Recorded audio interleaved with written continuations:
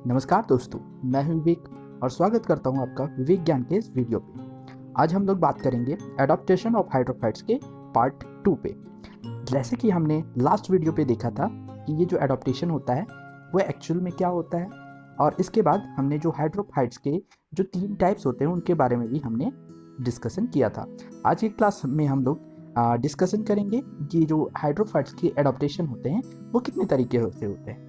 जैसा कि आपको यहाँ पे लिखा हुआ दिख रहा है, मॉर्फोलॉजिकल एडाप्टेशन, दूसरा है एनाटॉमिकल एडाप्टेशन और तीसरा है फिजियोलॉजिकल एडाप्टेशन। इन तीनों एडाप्टेशन के बारे में हम लोग आज डिस्कशन करने वाले हैं। तो चलिए शुरू करते हैं हम लोग मॉर्फोलॉजिकल एडाप्टेशन से।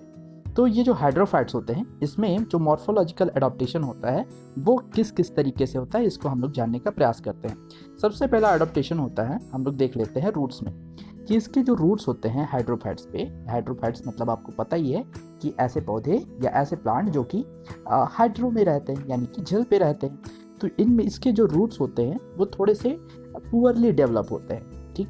यानी कि ये आपको एकदम इसमें टैप रूट देखने को नहीं मिलेगा, इसमें आपको थोड़े से रिड्यूस्ड या फिर एब्सेंट रूट देखने को मिलेंगे, यानी कि कभी कभी यहाँ पर रूट टोटली एब्सेंट आपको देखने को मिलेंगे। Roots are not required for absorption. अब क्या होता है कि ये जो प्लांट्स होते हैं ये हमेशा पानी पे रहते हैं, तो इनको एब्जॉर्प्शन के लिए, वाटर एब्जॉर्प्शन के लिए, मिनरल ऑब्जर्प्शन के लिए रूट की आवश्यकता नहीं पड़ती। इनका जो होल बॉडी होता है, बाकी इसका जो स्टेम है, लिप्स हैं, वो सक्षम होते हैं एब्जॉर्प्शन के लिए। Entire plant surface can absorb water and minerals, यानी कि इसके जो प्लांट के पूरे जो पार्ट्स होते हैं, यानी कि पूरा का पूरा जो प्लांट होता है वो सक्षम होता है वाटर और मिनरल्स को एब्जॉर्ब करने।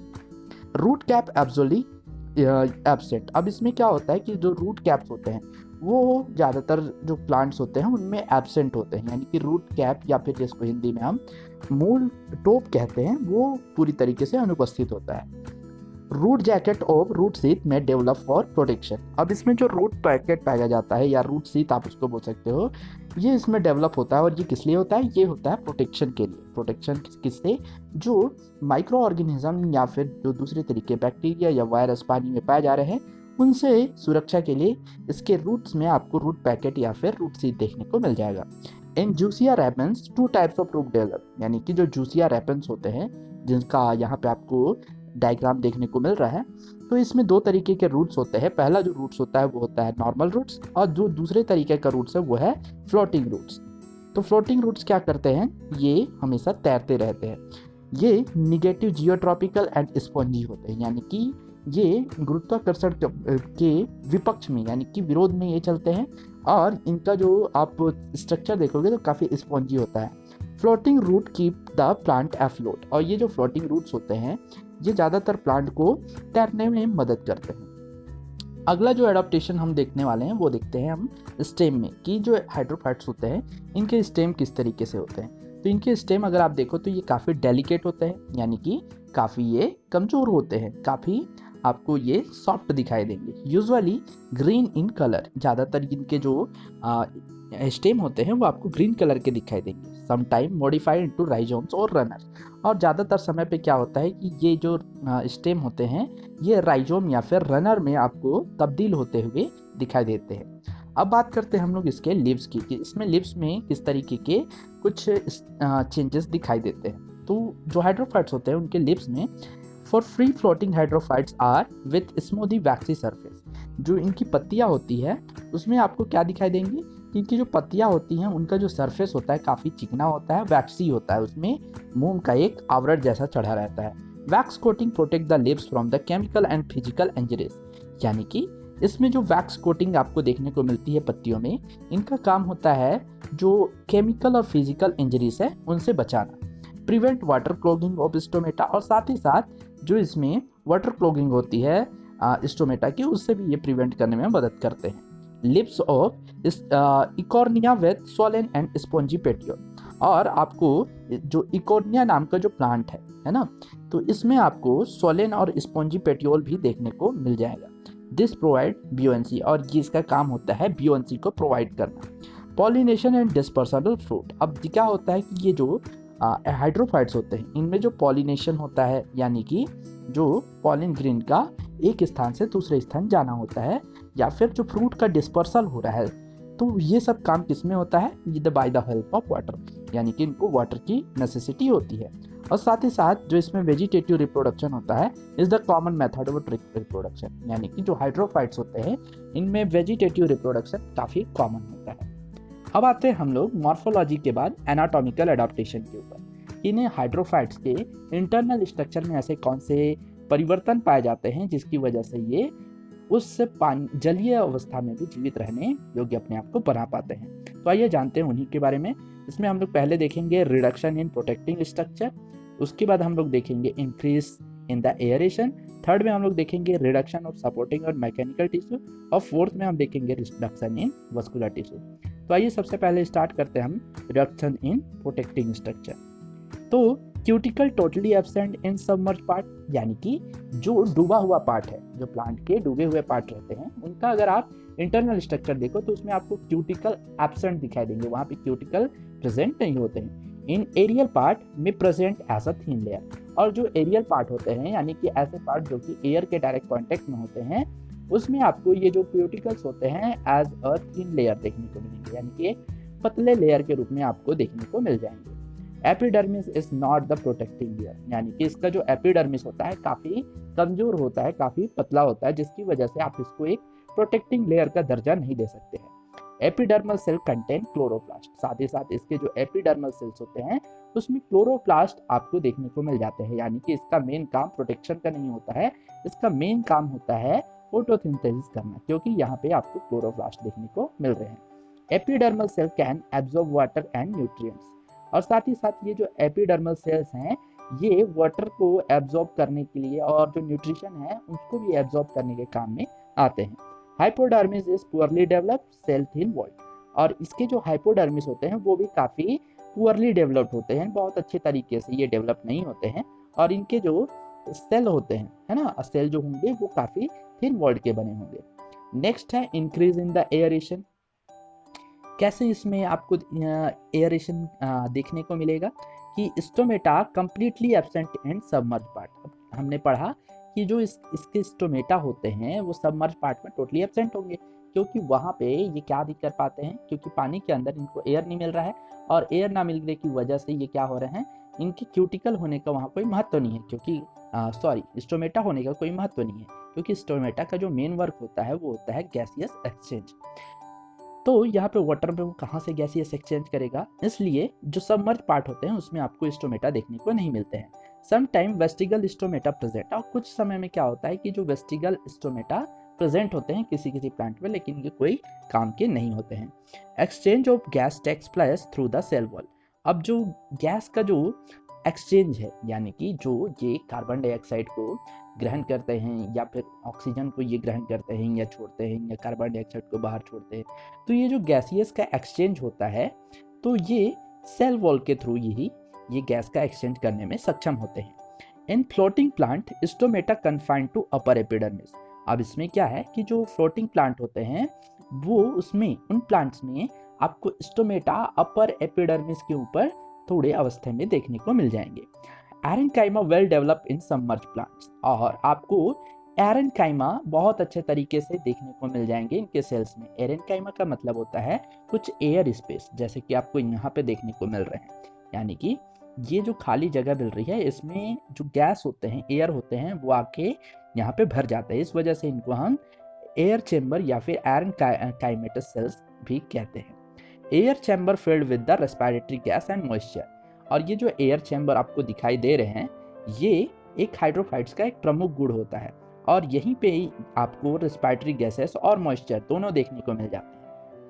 अब थर्ड में आते हैं हम लोग रिडक्शन ऑफ सपोर्टिंग और मैकेनिकल टिश्यूज, यानी कि जो सपोर्टिंग और मैकेनिकल टिश्यूज हैं इनका रिडक्शन कैसे होता है इसको देख लेते हैं हम। तो मैकेनिकल टिश्यू एब्सेंट और पुअरली डेवलप। अब इसमें जो मैकेनिकल टिश्यूज यानी कि जो यांत्रिकीय ऊतक हैं वो टोटली क्या होते हैं, वो एब्सेंट होते हैं, या अगर होंगे भी तो वो काफ़ी अंडर डेवलप्ड होते हैं, यानी कि उनका जो विकास होता है बहुत अच्छे तरीके से नहीं हो पाता है। Thick walled sclerenchymatous cells totally absent. अब इसमें जो मोटी भित्ति वाली जो स्क्लेरेनकाइमेटस सेल्स होते हैं वो आपको टोटली एब्सेंट दिखाई देंगे, यानी कि यहाँ पे पूरी तरीके से वो अनुपस्थित होते हैं। Main function of roots is to anchor in the soil.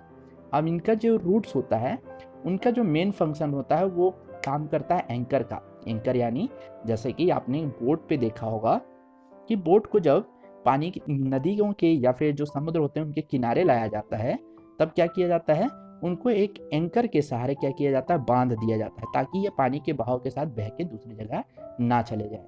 तो ये जो जड़ होते हैं हाइड्रोफाइट्स में, इनका भी मेन काम क्या होता है, इनका भी मेन काम होता है इस प्लांट्स को, जो आपको वाटर सरफेस के ऊपर दिखाई दे रहा है, कि ये पानी के बहाव के साथ कहीं बह के चले ना जाए। तो उनका काम सिर्फ ये होता है कि वो सॉइल से इनको बांधे रखता है, ठीक है, यानी कि उनका वर्क एक्चुअली में क्या होता है, एंकर की तरह होता है।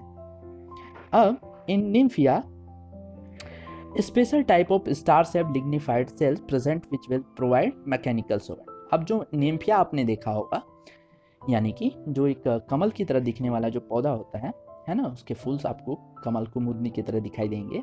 तो special type of star shaped lignified cell present, वहाँ पे आपको स्टार शेप्ड के एक लिग्निफाइड सेल आपको दिखाई देंगे, जो कि इसे मैकेनिकल सपोर्ट प्रदान करता है।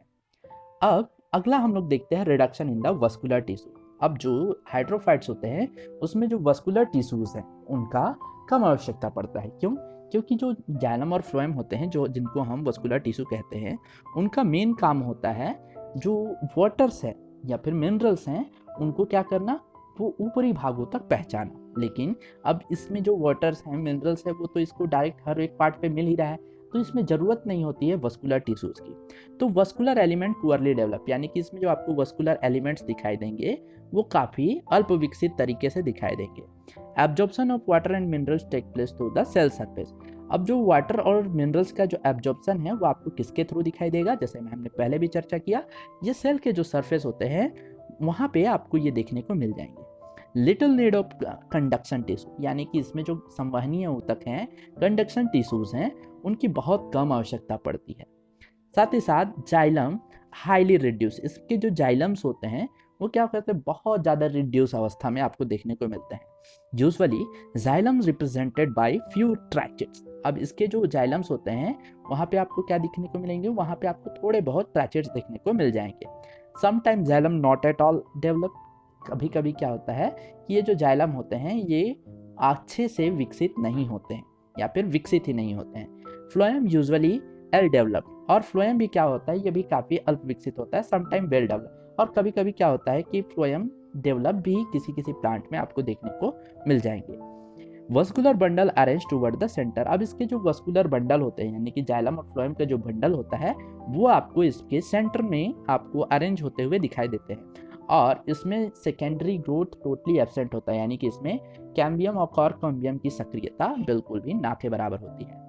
अब हम लोग थर्ड और फाइनल जो एडाप्टेशन होता है, यानी कि फिजियोलॉजिकल जो एडाप्टेशन है, इनके बारे में देख लेते हैं। पहला जो एडाप्टेशन होता है वो होता है लो ऑस्मोटिक कंसंट्रेशन ऑफ सेल सेप, यानी कि जो आपको सेल सेप होगा, हाइड्रोफाइट्स के सेल्स में जो सेल सेप होगा उसमें आपको लो ऑस्मोटिक कंसंट्रेशन दिखाई देगा। क्योंकि अगर इसमें हाई ऑस्मोटिक कंसंट्रेशन होगा तो बाहर का जो जल है वो अंदर की तरफ प्रवेश करेगा, जिससे जो इसके इंटरनल टिश्यूज हैं उनको नुकसान पहुंच सकता है। ऑस्मोटिक कंसंट्रेशन इज इक्वल और slightly higher to that through of water, यानी कि इसमें जो ऑस्मोटिक कंसंट्रेशन होता है सेल का वो क्या होता है, या तो वाटर के इक्वल होता है या तो स्लाइटली हायर होता है, ताकि वो वाटर को बाहर ही रोक सके। Water is absorb by the entire plant surface, यानी कि इसमें के जो प्लांट सरफेस होते हैं, पूरे प्लांट बॉडी के प्लांट सरफेस जो होंगे उनसे ये वाटर को एब्जॉर्ब कर सकता है। Nutrients are absorb by entire plant surface, और इसमें जो न्यूट्रिएंट्स होते हैं उनको भी एब्जॉर्ब होते हैं किसके द्वारा, प्लांट पूरे के पूरे प्लांट सरफेस के द्वारा। Gaseous exchange take place through the entire plant surface, और इसमें जो गैसियस एक्सचेंज भी आपको देखने को मिलेंगे वो पूरे के पूरे प्लांट सरफेस के थ्रू ही देखने को मिलेंगे, यानी कि इसमें कोई स्पेसिफिक प्लेस पे आपको स्टोमेटा दिखाई नहीं देगा जो इसमें गैसियस एक्सचेंज कर सके। Oxygen produce by the photosynthesis is retain in the air cavity. अब जो ऑक्सीजन प्रोड्यूस होता है जो फोटोसिंथेसिस के द्वारा, उसको रिटेन कर दिया जाता है एयर कैविटीज में, और बाद में जब रेस्पिरेशन के लिए इनको ऑक्सीजन की जरूरत पड़ती है तो ये इन्हीं एयर कैविटीज से ये वापस से मांग लेते हैं। इसीलिए इसमें हमने बताया था कि इसमें एयर एंड काइमेटस सेल्स पाए जाते हैं, यानी कि एयर चैम्बर पाए जाते हैं। This oxygen is utilize when required, और ये जो ऑक्सीजन है उनका इस्तेमाल तब होता है जब इसकी ज़रूरत पड़ती है, यानी कि रेस्पिरेशन की तरफ, यानी कि श्वसन के समय। Transpiration absent in submerge plant, यानी कि जो ट्रांसपिरेशन है, वाष्पोत्सर्जन की जो प्रक्रिया होती है वो पूरी तरीके से सबमर्ज प्लांट में एब्सेंट होती है, अनुपस्थित होती है। Emerge plant and floating plant have a excessive transpiration, जबकि जो इमर्ज प्लांट होते हैं और फ्लोटिंग प्लांट होते हैं उसमें आपको ट्रांसपिरेशन एक्सेसिव मात्रा में देखने को मिलेगा। म्यूसिलेज सेल प्रोड्यूस म्यूसिलेज, अब इसके जो म्यूसिलेज सेल्स होते हैं वो बहुत सारे मात्रा में म्यूसिलेज यानी कि श्लेष्मा प्रोड्यूस करती है। Mucilage prevent decay of the plant in the water, और ये जो म्यूसिलेज होते हैं ये प्लांट को पानी में सड़ने से बचाते हैं। तो इस तरीके से हमारा आज का जो एडाप्टेशन इन हाइड्रोफाइट्स है वो समाप्त होता है। आपको हमारा वीडियो कैसा लगा कमेंट करके जरूर बताएं, और अगर आपको ये चैनल अच्छा लगता है तो आप इसे सब्सक्राइब करना ना भूलें। Thank you very much.